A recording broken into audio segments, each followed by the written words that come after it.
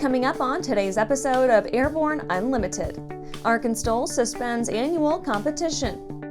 Stratolaunch expands rock flight envelope. NASA looks at possible Artemis III lunar landing sites.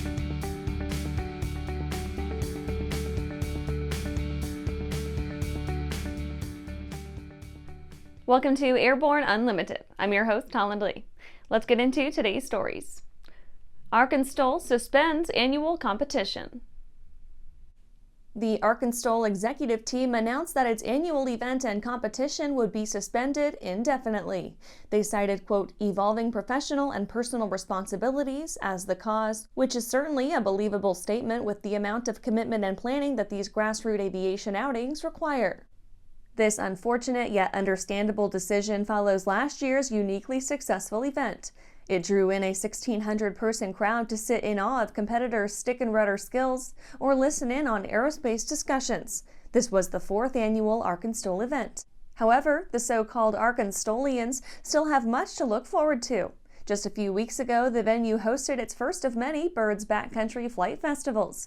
This contained all the competitive fun of a true STOL event, while also providing more inclusive opportunities for aviation enjoyers and pilots alike. As STOL competitions have grown in popularity and frequency, people have grown more concerned over the risk factor. Those who choose to compete have to stay on top of their game at all times, even in practice without the thousands of spectators. After the break, Boeing looks to escape NASA business.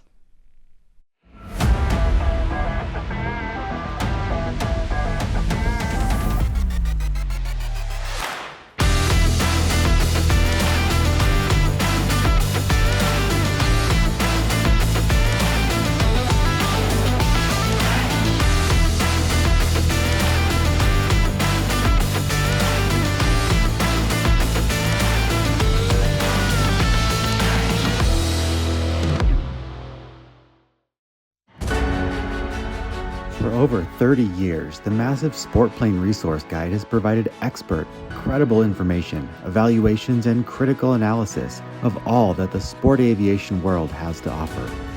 The all-new digital Sport Plane Resource Guide is coming with extensive multimedia features that are constantly updated, an even more comprehensive online guide to all things sport aviation.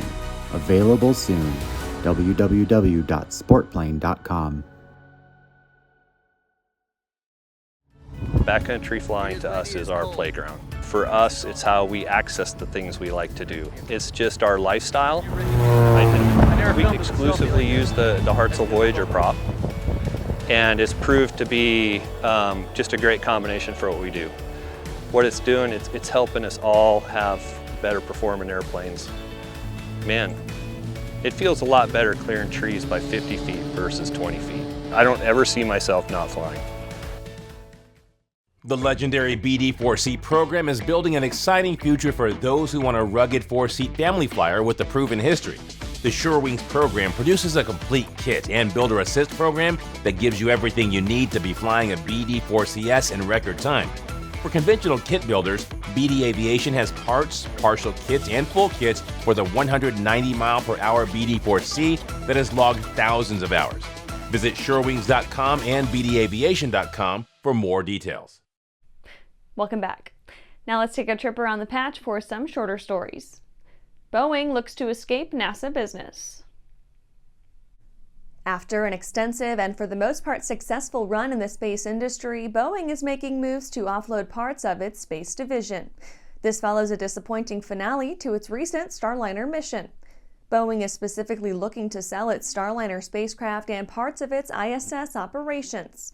For now, at least, the company is expected to maintain its commercial and defense satellite business and continue oversight of NASA's Space Launch System rocket. The company has already approached Jeff Bezos' Blue Origin. Former Naval Aviator set to earn Congressional Gold Medal. Legislators are advocating for retired Naval Aviator Commander Everett Alvarez Jr. to be awarded a Congressional Gold Medal. He was taken during a Vietnam bombing mission and imprisoned for nearly 9 years, making him the second longest held POW in U.S. history. The Congressional Gold Medal is the highest civilian award in the U.S.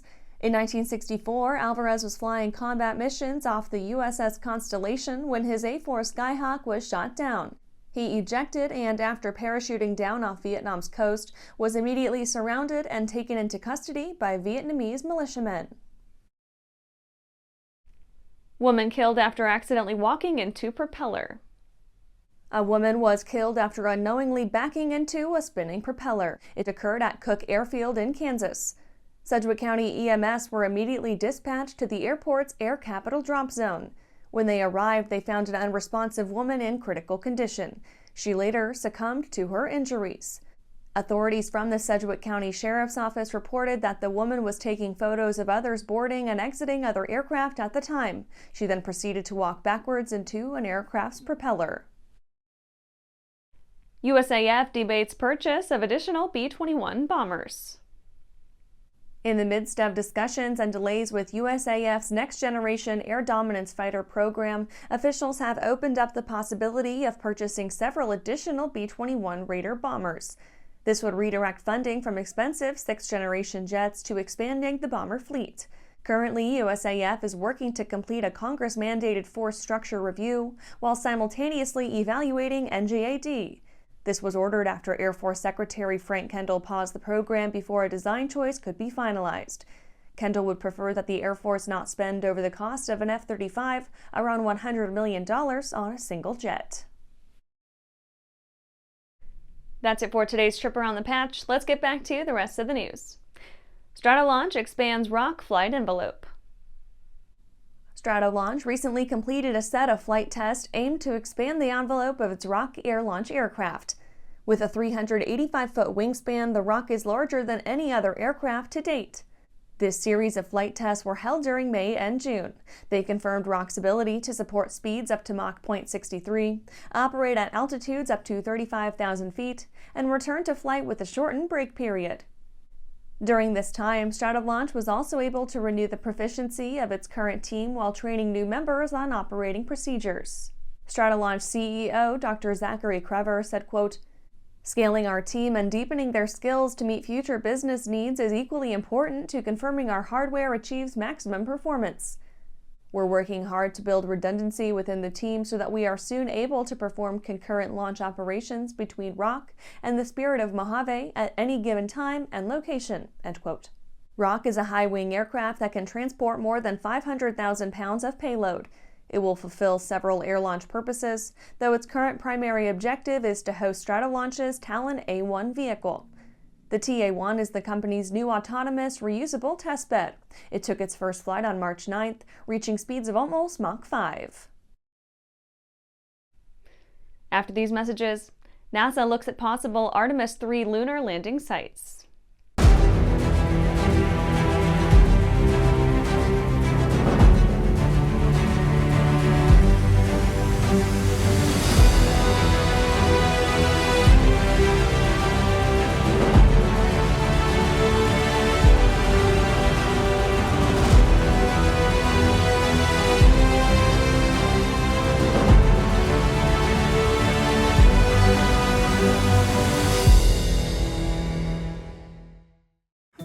Well, hello, fellow pilot. I'm John King. And I'm Martha King. You know, we've all had our flying lives disrupted lately. Well, King Schools is here to help you stay up to date with courses that you can access on your desktop, iPad, or iPhone. If you'd like a refresher or just want to expand your aviation horizons, we have a course for you. So head over to kingschools.com/rusty today for details. Looking for a new generation of proven and efficient aviation power plants that boast modern engineering, electronic ignition, and both direct and gear drive systems? With 100 horsepower to 240 horsepower, the Skyline and Redline engines offer uncommon value in an overpriced industry. Whether you are looking for fixed wing or rotor, MW Fly Americas has been established to service the American market with dedication and expertise. MWFlyAmericas.com.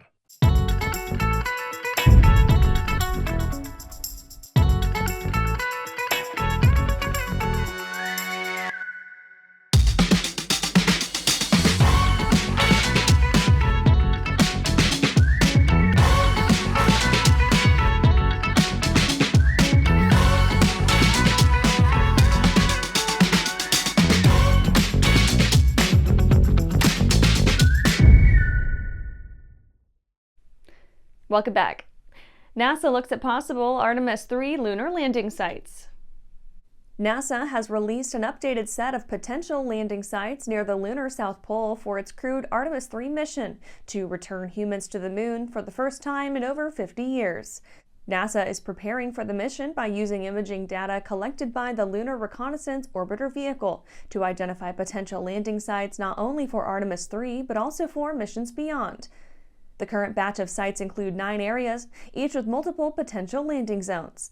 These areas and sites are analyzed by a multidisciplinary team of scientists and engineers for scientific value and mission availability, using data gathered by the LRO as well as a large body of lunar research information already compiled.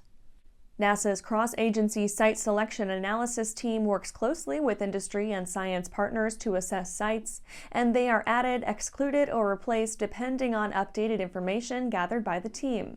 Parameters such as launch window availability, terrain suitability, Earth communications capabilities, and lighting conditions are considered. Additional consideration is also given to trajectory capabilities of the NASA Space Launch System, Orion spacecraft, and Starship human landing system to ensure accessible and safe landing sites. And that's our show for today. You can catch episodes of Airborne on YouTube, Roku, or Fire TV. Just search for Aero-News or Airborne, and don't forget to follow us on social media. Thanks for watching.